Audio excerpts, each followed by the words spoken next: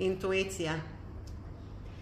אנחנו דיברנו על אינטואיציה, שזה אחד הדברים המאוד מחודדים אצלי.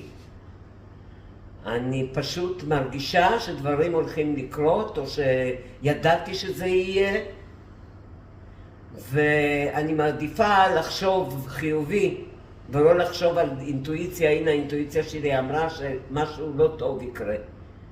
זה אני לא מתמקדת, אני משתדלת מאוד לזרוק את זה ממש מהמחסן הרגשי שלי.